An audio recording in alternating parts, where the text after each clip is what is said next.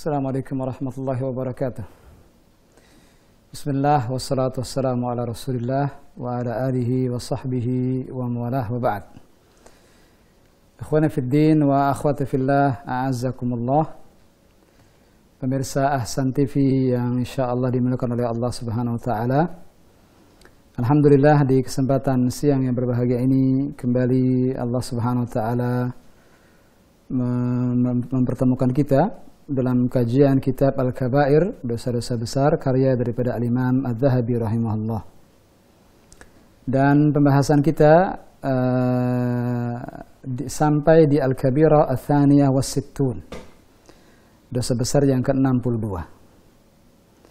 Man idda'a ila ghairi abih, siapa saja yang mengaku-ngaku, mengklaim, mengatakan bahwa saya anak dari seseorang padahal orang tersebut bukan ayahnya.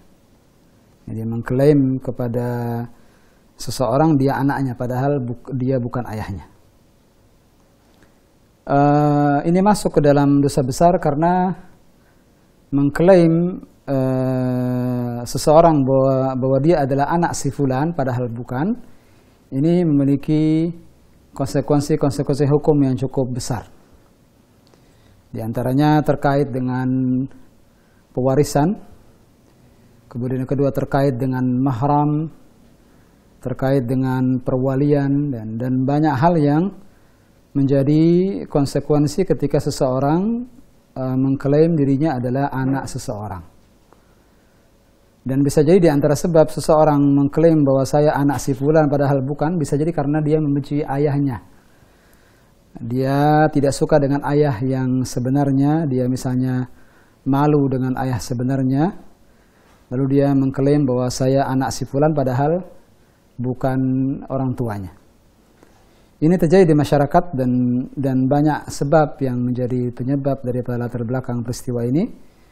Dan ini menjadi sebuah teguran bagi kita semua agar tidak mudah mengklaim, mengatakan yang terkait dengan nasab, terkait dengan kekerabatan saya anak si fulan padahal bukan. Ini menunjukkan betapa pentingnya berhati-hati dalam terkait masalah menisbatkan dirinya sebagai anak daripada si fulan atau kerabat si fulan. Ada banyak hadis yang disebutkan penulis di bab ini. Di antaranya disebutkan dari Sa'ad radhiyallahu an, qala Rasulullah sallallahu alaihi wasallam, man idda'a ila ghairi abihi wa huwa ya'lamu annahu ghairu abi fal jannatu alaihi haram, muttafaqun alaih.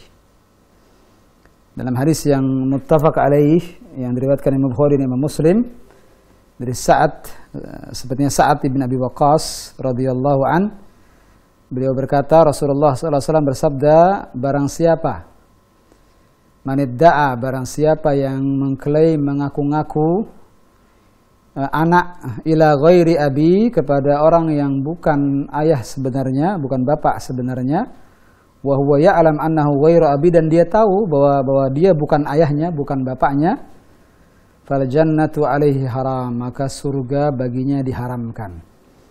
Ya, dia diharamkan atasnya surga.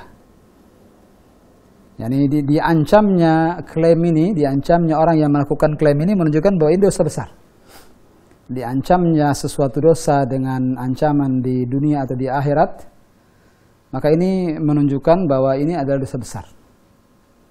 Karena tadi saya katakan bahwa klaim bahwa seseorang itu anak dari seseorang padahal bukan, dia mengklaim bahwa itu bapaknya padahal bukan bapak sebenarnya.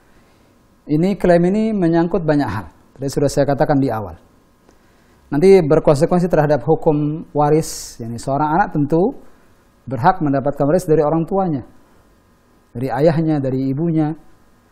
Nah, bayangkan kalau seandainya ternyata dia bukan anaknya, berarti dia mendapatkan harta bukan dari jalan yang dibenarkan. Dia mengambil harta orang yang bukan haknya. Ketika dia mengklaim bahwa saya anak si fulan, kemudian ternyata si fulan bukan bapaknya, kemudian orang ini yang diklaim bapaknya padahal bukan bapaknya meninggal, kemudian dia dapat warisan daripada orang yang bukan bapak sebenarnya, ini tentu dia telah mengambil harta haram. Dan bukan hanya masalah waris saja. Yang kedua terkait masalah perwalian. Kalau yang mengklaim itu adalah perempuan, dia mengklaim bahwa si fulan bapak saya, maka ketika terjadi pernikahan si fulanah ini diwalikan oleh orang yang bukan bapaknya, ini nanti menjadi satu tanda tanya. Apakah sah hukum pernikahan dengan wali yang bukan sebenarnya? Bisa jadi di mata hukum dia sah, tapi di mata Allah Subhanahu wa taala, Allah Maha tahu ini adalah dusta. Maka ini tentu berakibat berkonsekuensi tidak baik. Yang ketiga juga terkait dengan mahram misalnya.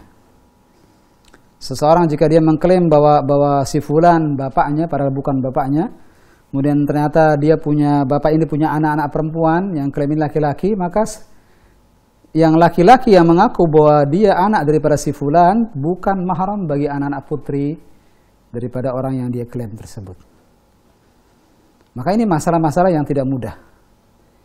Ini masalah-masalah yang tidak ringan, ini masalah-masalah yang berat. Apalagi kalau dimotivasi dia melakukan ini karena misalnya tidak suka dia menisbatkan ini sebagai anak si fulan. Dia tidak suka, dia tidak suka dengan bapak sebenarnya. Kalau itu yang menjadi latar belakangnya, maka lebih buruk lagi. Dan disebutkan dalam hadis setelahnya dari Abu Hurairah radhiyallahu an Nabi sallallahu alaihi wasallam, la targhabu an abaikum. Janganlah kalian membenci bapak-bapak kalian, ayah-ayah kalian, orang-orang tua kalian. Sehingga tadi kita katakan bisa jadi dia benci kepada ayahnya, akhirnya dia tidak mau mengatakan bahwa ayah sebenarnya si fulan. Dia mengklaim ke orang lain yang bukan ayahnya. Karena dia benci, tidak suka dengan ayah sebenarnya. Ini tidak benarkan dalam syariat. Maka Nabi SAW 15 abad yang lalu sudah mewanti-wanti, la targhabu an abaikum. Janganlah kalian membenci ayah-ayah kalian, bapak-bapak kalian. Faman raghiba an abi fahuwa kufrun. Barang siapa yang membenci kepada ayahnya, maka sungguh dia telah melakukan kekufuran. Akhrajahu aidan. Hadis ini juga dikeluarkan Imam Bukhari dan Imam Muslim. Hadis ini sahih. Nah, di lafaz yang pertama fal jannatu alaihi haram, kalimat itu yang disebutkan dalam hadis yang pertama, haram baginya surga. Kalau di hadis kedua ini dia telah jatuh ke dalam kekufuran. Dan bisa jadi masuk ke dalam kekufuran besar yang bisa menyebabkan dia keluar dari Islam. Dan kekufuran di sini bisa jadi kufur asghar, bisa jadi kufur akbar. Sebagaimana syirik ada syirik akbar, ada syirik kecil. Begitu pula kufur, ada kufur akbar, kufur besar, dan ada kufur kecil. Sampai ketika dia menghalalkan perbuatannya, misalnya jika dia menghalalkan perbuatannya, mengatakan ini halal, ini boleh, saya mengklaim demikian, maka bisa jadi dia telah jatuh ke dalam kekufuran besar. Nah, perlu ditegakkan atasnya hujjah, perlu diajak diskusi, bahkan jika perlu didebat dengan ilmu, sampai dia kembali kepada jalan yang benar. Ma'asyar ikhwah rahimani wa rahimakumullah. Dalam hadis lain, di sini penulis sengaja menyebutkan beberapa riwayat dengan berbagai macam ancaman yang berbeda-beda agar kita menjauhkan diri kita dari perbuatan ini. Disebutkan dari hadis yang ketiga yang disebutkan oleh Al-Imam Adz-Dzahabi di bab ini, sabda Nabi SAW, man idda'a ila ghairi abihi fa'alaihi la'natullah, muttafaqun alaih. Lagi-lagi hadis ini dikeluarkan Imam Bukhari dan Imam Muslim. Kata Nabi SAW, barang siapa yang mengklaim, mengaku-ngaku kepada orang yang bukan bapaknya, dia mengaku anak, padahal kepada orang yang padahal bukan bapaknya, bukan bapak sebenarnya, fa'alaihi la'natullah, maka atasnya laknat Allah. Fa'alaihi la'natullah, atasnya laknat Allah. Hadis ini ada dua kemungkinan makna. Fa'alaihi la'natullah bisa jadi doa. Ya, Nabi SAW mendoakannya agar dia mendapatkan laknat dari Allah. Atau yang kedua pengkabaran, bahwa dia dilaknat oleh Allah. Dan tentu yang kedua lebih jelek daripada yang pertama. Kalau yang pertama doa agar Allah laknat dia, bisa jadi doa itu bisa jadi dikabulkan, bisa jadi tidak. Adapun pengkabaran bahwa dia dilaknat oleh Allah, ini sudah kepastian bahwa dia dilaknat oleh Allah tabaraka wa taala, wa iyadu billah. Dan dilaknat oleh Allah Subhanahu wa taala maksudnya adalah dijauhkan dari rahmat Allah Subhanahu wa taala. Maka lihat, tiga hadis di awal yang kita baca barusan dengan beraneka ragam ancaman, dengan beraneka ragam hukuman. Yang pertama, jika dia mengklaim, nah ini satu perbuatan, ini seseorang mengklaim, mengaku-ngaku anak kepada orang yang bukan bapaknya. Maka yang pertama, riwayat yang pertama, fal jannatu alaihi haram. Maka lihat di sini, fal jannatu alaihi haram. Nah, dia diharamkan dari surga. Yang kedua, di riwayat kedua, Nabi SAW mengatakan, fahuwa kufrun. Ini adalah perbuatan kekufuran. Yang ketiga, fa'alaihi la'natullah, baginya laknat dari Allah, yang dijauhkan dari rahmat Allah Subhanahu wa taala. Disebutkannya sekali lagi keanekaragaman vonis buat orang ini menunjukkan bahwa ini tidak ringan, ini besar. Maka dia masuk ke dalam kategori dosa besar.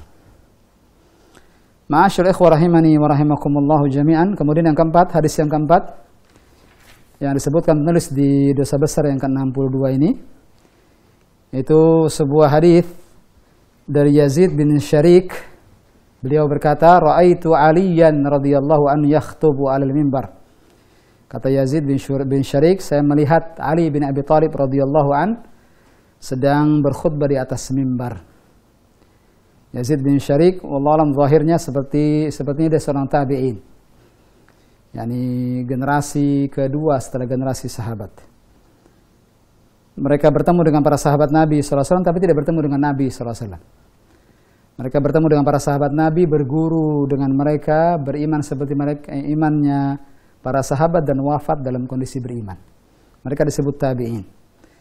Nah, seorang tabi'in meriwayatkan hadis ini, Yazid bin Syarik mengatakan, aku melihat Ali bin Abi Thalib radhiyallahu an berkhutbah di atas mimbar, fa sami'tuhu yaqul, saya mendengar beliau berkata, ma indana kitabun naqra'uhu illa kitabullah.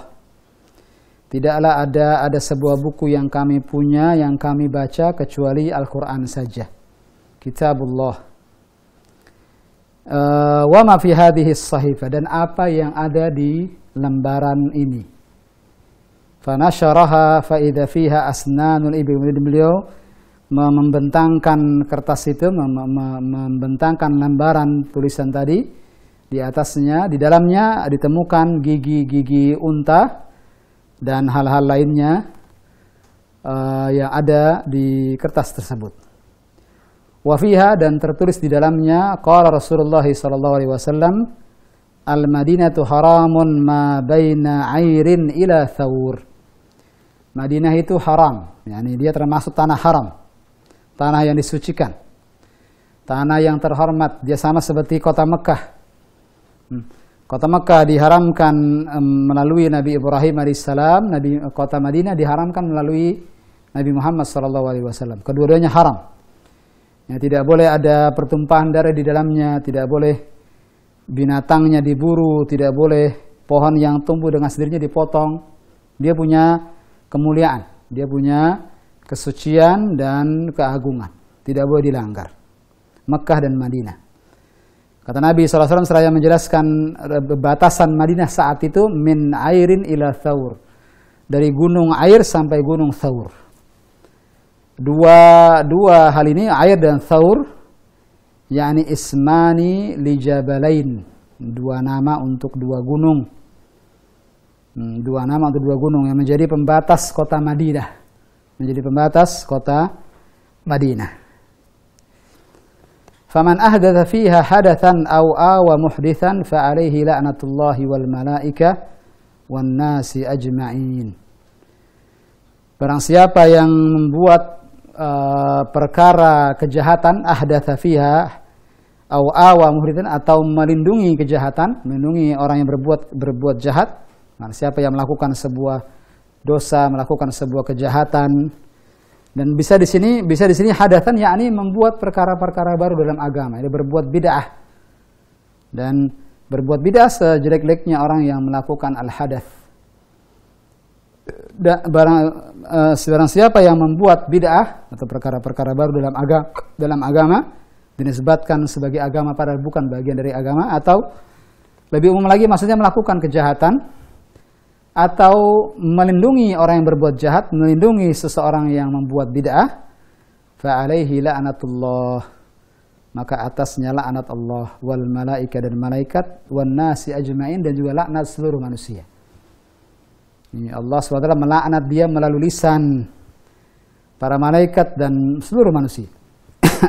Setelah Allah SWT melaknatnya. Tiga yang melaknatnya, Allah, para malaikatnya dan seluruh manusia. Maka dari sini kita harus menjaga benar-benar kalau kita tinggal di kota Madinah, tinggal di kota Mekah, harus benar-benar bertakwa kepada Allah Subhanahu wa taala. Jangan sekali-kali berbuat kemaksiatan di sana. Nah, maksiatan di sana dosanya lebih besar daripada kemaksiatan di tempat lain, karena setiap tempat yang punya kehormatan kemudian dilakukan dosa di dalam tempat yang penuh kehormatan ini, maka dosanya besar dibandingkan dengan dosa di luar tempat. Orang berbuat kejahatan di dalam masjid tentu beda dengan orang melakukan kejahatan di pasar. Di masjid tempat yang dimuliakan, tidak pantas ada kejahatan di sana. Maka kejahatan yang dilakukan di masjid tentu lebih jelek, lebih buruk daripada kejahatan yang dilakukan di pasar. Beberapa tempat memang Allah Subhanahu wa taala telah berikan keistimewaan, tidak boleh dilanggar keagungannya. Kemudian Nabi melanjutkan, la yaqbalullahu minhu yaumal qiyamati sarfan wala adla. Tidak diterima darinya pada hari kiamat sarfan wala adla, pengganti apapun. Yani misalnya dia mau menebus dosanya, misalnya dia mau menebus dosanya lalu dia ganti dengan tebusan harta, tidak mungkin. Wala adla, dan tidak ada yang bisa semisal daripada dosa yang dia lakukan.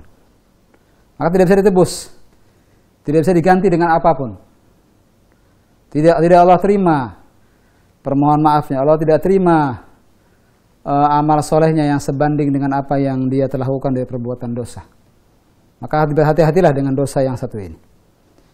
Kemudian Nabi SAW melanjutkan, dhimmatul muslimin wahidah yas'a biha adnahum. Ini kemuliaan seorang muslim itu satu. Setiap muslim itu seakan-akan satu. Seseorang yas'a biha adnahum. Setiap orang wajib untuk menjaga keagungan kaum muslimin. Tidak boleh melanggarnya satu orang pun. Faman akhfara musliman fa alaihi la'natullahi wal malaikati wan nasi ajma'in. Barang siapa yang melakukan pengkhianatan, ini akhfara di sini maksudnya adalah ai naqadha ahdahu wa ghadarah, membatalkan, mengkhianati janji, ya, menjanji seorang muslim, fa alaihi la'natullah wal malaikati wan nasi ajma'in, baginya laknat Allah, malaikat-malaikatnya dan seluruh manusia. Kemudian Nabi SAW melanjutkan, dan yang terakhir inilah yang menjadi kaitan yang sangat kuat dengan judul, wa man idda'a ila ghairi abihi aw intama ila ghairi mawalih fa alaihi la'natullahi wal malaikati wan nasi ajma'in la yaqbalullahu minhu yaumal qiyamati sarfan wala adla, muttafaqun alaih. Dan barang siapa yang mengaku-ngaku anak kepada yang bukan bapaknya, atau dia intama ila ghairi mawali, dia bergabung ke yang sebenarnya bukan bagian darinya, dia mengaku-ngaku bahwa bagian daripada kabilah fulan misalnya, padahal dia bukan bagian dari kabilah tersebut, maka fa alaihi la'natullah, baginya laknat Allah, wal malaika dan para malaikat, wan nasi ajma'in dan seluruh manusia. Dan Nabi tutup dengan mengatakan, la yaqbalullahu minhu yaumal qiyamati sarfan wala adla. Allah tidak menerima darinya pada hari kiamat kelak, apakah itu pengganti atau tebusan, Allah tidak menerimanya. Hadis ini sahih, dikeluarkan Imam Bukhari dan Imam Muslim. Hadis yang terakhir dari Abu Dzar radhiyallahu an, annahu sami'a Rasulullah sallallahu alaihi wasallam yaqul, dia mendengar Rasulullah sallallahu alaihi wasallam bersabda, laisa min rajulin idda'a li ghairi abihi wa huwa ya'lamuhu illa kafar wa man idda'a ma laysa lahu falaysa minna wal yatabawwa maq'adahu minan nar wa man da'a rajulan bil kufri aw qala aduwwullah wa laysa kadzalik illa hara alayhi, muttafaqun alayhi wal lafdhu li Muslim. Kata Abu Dzar radhiyallahu anhu, aku mendengar Rasulullah sallallahu alaihi wasallam bersabda, tidaklah ada seorang laki-laki mengaku-ngaku anak kepada orang yang bukan bapak sebenarnya, padahal dia tahu bahwa itu bukan bapak dia, illa kafar, kecuali dia telah kufur, dia melakukan dosa besar. Wa man da'a ma laysa lahu falaysa minna, barang siapa yang mengaku-ngaku mempunyai sesuatu, dia mengklaim suatu benda, suatu hak padahal bukan miliknya, maka falaysa minna, bukan bagian dari golongan kami. Wal yatabawwa, kemudian Nabi melanjutkan, maka dan bersiap-siaplah dia untuk menempati tempat duduknya di neraka.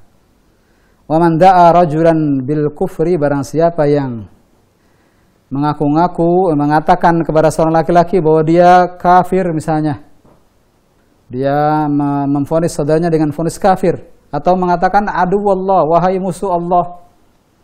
Walaysa kadzalik, padahal dia bukan demikian. Dikatakan padanya dia musuh Allah, dia kafir, padahal bukan seperti yang diklaim, bukan seperti yang divoniskan kepadanya. Illa hara alaihi, kecuali vonis ini akan kembali kepada orang yang memvonisnya dengan vonis batil ini. Hadis ini sahih, dikeluarkan Imam Bukhari dan Imam Muslim, dan lafaznya lafaz Imam Muslim. Kiranya ini yang bisa kita sampaikan kesempatan yang berbahagia ini. Kita buka tanya jawab setelah yang berikut ini.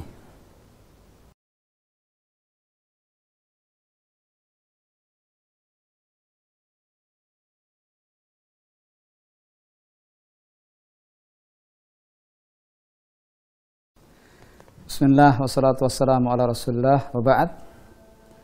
Ada satu pertanyaan yang sudah sampai kepada kami yang terkait dengan pembahasan. Assalamualaikum warahmatullahi wabarakatuh. Waalaikumsalam warahmatullahi wabarakatuh.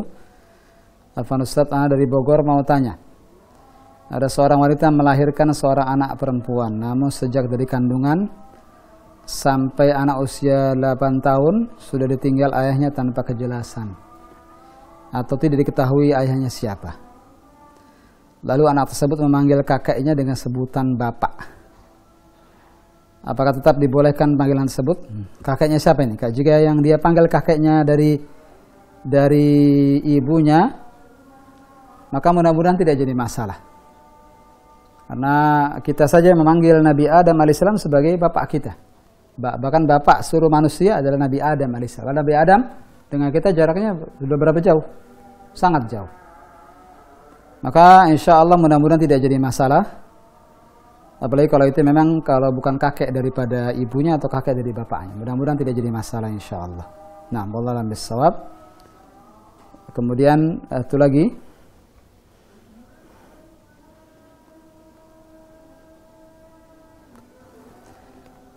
Pertanyaan kedua masih terkait dengan rokok, pembahasan yang kita bahas di pekan lalu. Jika para pedagang dikasih tahu bahwa menjual rokok itu haram, lalu mereka menjawab, kalau saya tidak menjual rokok, saya tidak dapat uang, soalnya laku rokok, begitu jawab mereka. Apakah yang demikian termasuk syirik? Seperti mereka beranggapan kalau tidak jual rokok maka tidak dapat uang. Kalau termasuk syirik, syirik kecil atau syirik besar? Insya Allah tidak sampai ke tingkat syirik. Ucapan-ucapan ini biasanya diucapkan bukan bermaksud untuk menuhankan rokok, bukan ke sana arahnya.